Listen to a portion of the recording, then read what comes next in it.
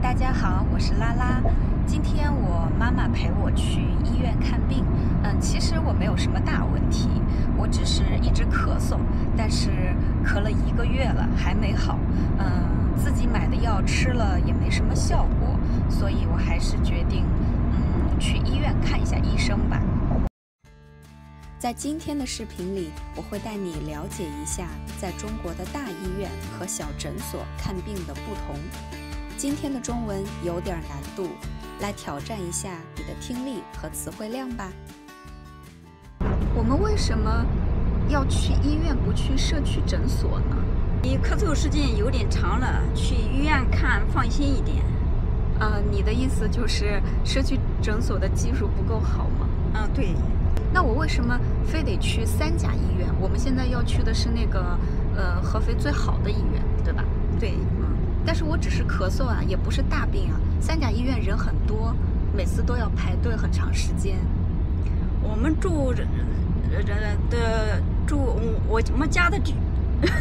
我們家這個離這個3甲醫院就是不遠，所以去也算方便。那就還是去大醫院看，放心一下。其實看病的第一步呢，是你要在手機上預約，要不然你就得在醫院排隊，可能排很長時間。大多數中國人通常去公立醫院看病，因為公立醫院非常多，費用比私立醫院更便宜，而且人們通常覺得公立3甲醫院有最好的醫療資源。現在我要先去，我要做什麼來着？我已經在手機上預約好了，所以我現在要先去交費。其實我覺得在醫院看病的流程是比較簡單的，但是每個醫院的自助機器都不太一樣，有時候我也不知道該怎麼操作。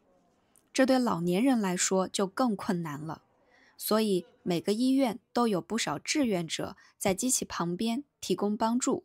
看什麼話？預約過了，誰過不過來？還沒。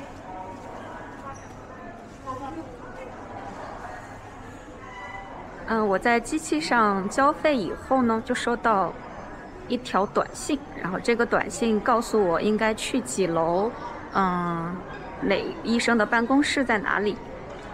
這裡是醫院的1樓大廳，這邊是取藥的窗口，這邊就有便利店，前面還有奶茶店。我第一次在醫院裡看到奶茶店。還有咖啡店。還有麵包店，還有其他的一些商店。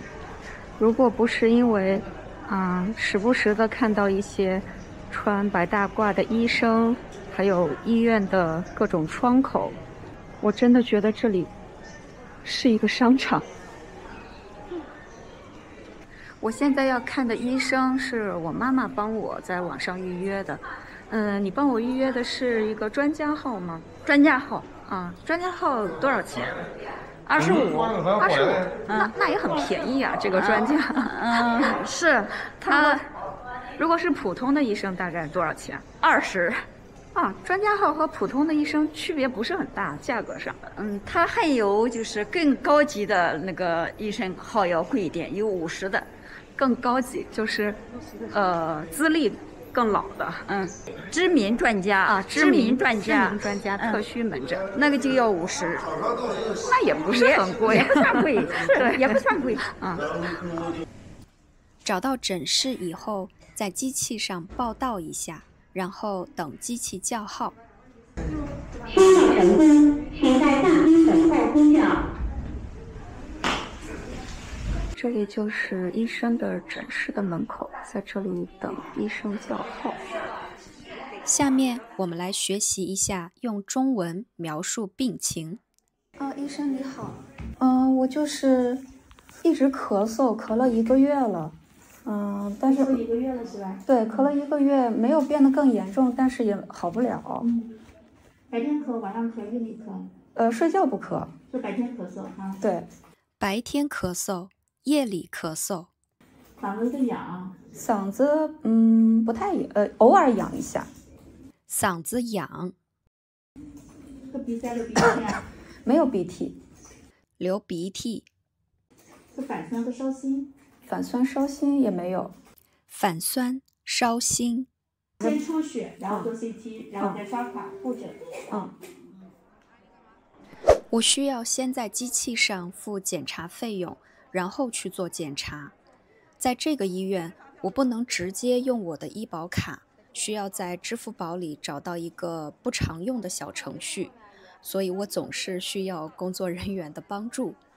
至於我為什麼不能直接用醫保卡，簡單來說，這裡是我的老家，但是不是我平常居住的地方。我的醫保賬號不是這裡的。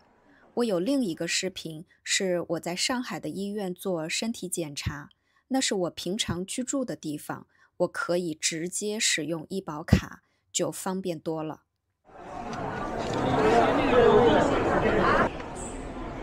所以拿到這個小票，然後現在去抽血，然後做 CT。在中國生活，方方面面都很依賴手機，比如去醫院看病。對於老年人和聽不懂、看不懂中文的外國人來說，大概是有點挑戰的。如果是在公立3甲醫院，常常很忙，有時候工作人員也沒時間幫你。當然，如果你去私立醫院，那裡的服務就好很多，但是費用也更貴。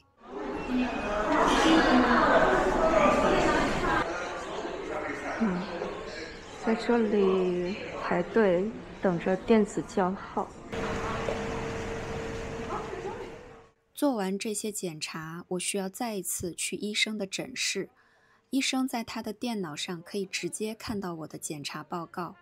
我的檢查結果沒什麼問題，只要吃一點止咳藥就可以了。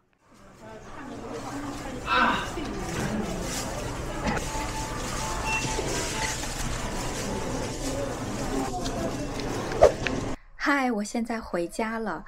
在醫院的時候，因為我的相機沒電了，所以沒有錄到最後一個部分，就是費用。我這次在醫院，做檢查加上藥的費用，一共花了大概600多塊錢，醫保報銷了大概60%，我自己花了大概200多塊錢吧。其實我覺得像感冒、咳嗽這樣的小病是沒有必要去3甲醫院的。有些人會選擇就去他們家附近的社區診所。我現在呢，正要陪我爸爸去小區附近的診所量一下血壓。咱們小區附近有幾個診所？有2個診所。2個診所，離得都不遠嗎？不遠啊，就走路就能到，對吧？是的。這個診所是私人的還是公立的呢？血血診所是公立的。公立的啊。這邊還有一個私人診所。啊，我們現在要去的是那個。我們去的是私人的診所啊。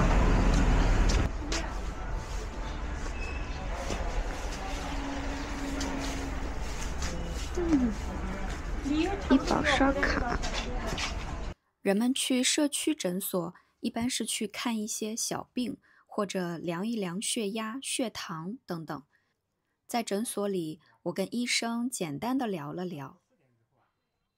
它門診的話，它就相當於就是基礎病多一些，然後可能就是為了便民，周邊的居民呀，他可能就是就近嘛，方便一些，做一些基礎的檢查啊，基礎病啊這些可能都是沒有問題。但是你像如果說你有一些複雜的疾病，或者說你要做一些特殊的檢查，那他肯定就是要到大醫院去的。那就是一般來診所，大多數人是刷醫保卡，還是大多數人都是自費呢？都有。